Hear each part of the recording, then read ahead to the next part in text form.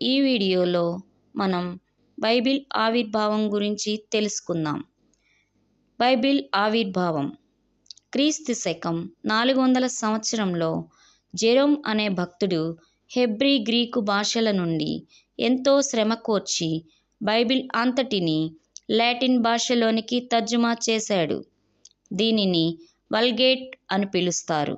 ఆ తరువాత 15 సంవత్సరములు ఎంతో శ్రమపడి జాన్ విక్లిఫ్ మొదటిసారిగా 1383లో ఇంగ్లీష్ భాషలోనికి బైబిల్ అనువాదం చేశాడు. దీని ఫలితంగా 1394లో విక్లిఫ్ హతసాక్షి అయ్యాడు. 1445లో గూటన్బర్గ్ ముద్రణా యంత్రం కనుగొని 1456లో మొదటిసారిగా లాటిన్ బైబిల్ ముద్రించెను. అలా ప్రపంచంలోనే మొట్టమొదటి ప్రింట్ అయిన గ్రంథంగా బైబిల్ ప్రసిద్ధిగాంచింది. సరిగ్గా విక్లిఫ్ మరణించిన 100 సంవత్సరములకు అనగా 1495లో విలియం టిండేల్ జన్మించాడు. ఈయన 1525లో తిరిగి ఇంగ్లీష్ అనువాదం చేశాడు. బైబిల్ తర్జుమా చేయడం వల్ల నాటి మత ఛాందసవాదులు టిండేల్ను 1536లో కొయ్యకు కట్టి తారుపూసి కాల్చి చంపారు.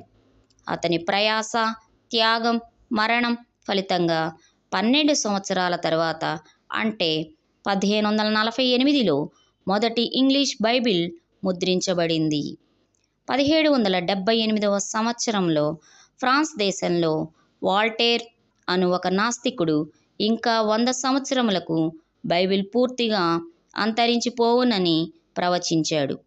ఆ ప్రవచనముల ద్వారా బైబిల్కు వ్యతిరేకంగా ఎన్నో బోధలు చేసి వాటిని తన ఇంటిలోనే అచ్చు యంత్రముల ద్వారా ముద్రించెను.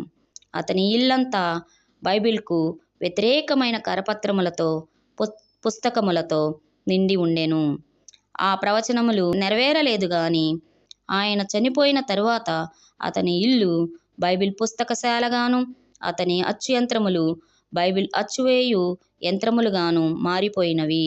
దేవునికి స్తోత్రం.